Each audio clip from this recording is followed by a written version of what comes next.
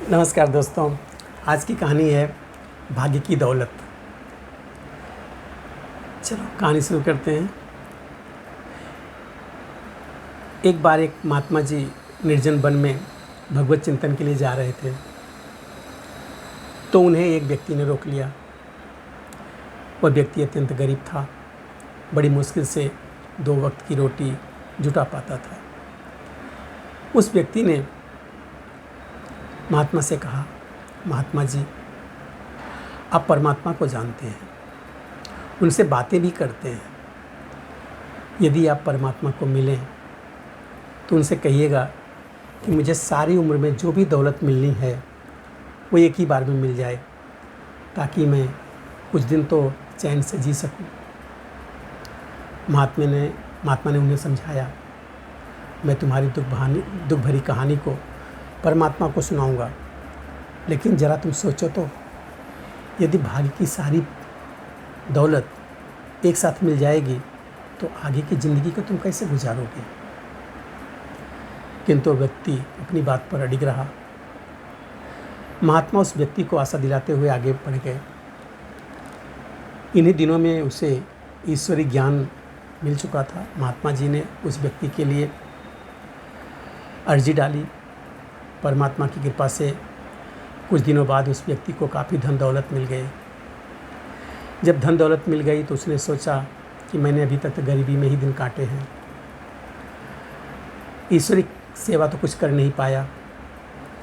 अब मुझे भाग्य की सारी दौलत एक साथ मिली है, तो क्यों ना इसे ईश्वरी सेवा में लगाया जाए, क्योंकि इसके बाद मुझे दौलत मिलने वाली तो है नहीं।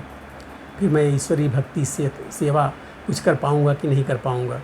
ऐसा सोचकर उसने सारी दौलत ईश्वरी सेवा में लगा दी। समय गुजरता रहा।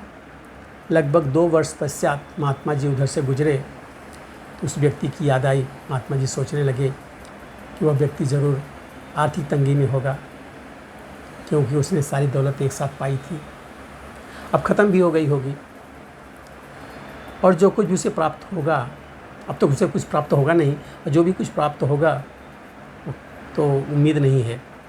यह सोचते सोचते महात्मा जी उसके घर के सामने पहुँचे। लेकिन यह क्या, झोपड़ी की जगह पे तो महल खड़ा था। जैसे उस व्यक्ति की नज़र महात्मा जी पर पड़ी, महात्मा जी उसका वैभव देखकर आश्चर्यचकित हो गए। भाग्य की सारी दौलत कैसे बढ़ गई। वह व्यक्ति नम्रता से बोला, महात्मा जी, मुझे जो दौलत मिली थी वो मैंने चंद दिनों में ही ईश्वरी सेवा में लगा दी थी। उसके बाद दौलत कहाँ से आई मैं नहीं जानता, इसका जवाब तो परमात्मा ही दे सकता है। महात्मा जी वहाँ से चले गए और एक विशेष स्थान पहुँच करके ध्यान मग्न हुए। उन्होंने परमात्मा से पूछा, यह सब कैसे हुआ। महात्मा जी को आवाज़ आई, किसी की चोर ले जाए, किसी की आग लगाए, धन उसी का सफल है जो ईश्वर के अर्थ लगाए। दोस्तों, जो व्यक्ति जितना कमाता है उसमें उसका कुछ हिस्सा अलग अगर वो ईश्वर के कर्मों में लगा देता है तो उसका फल अवश्य मिलता है। इसलिए कहा गया है,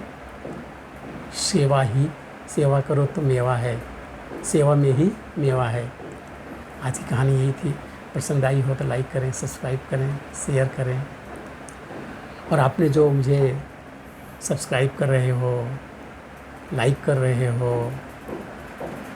वो सब मुझे बहुत अच्छा लग रहा है।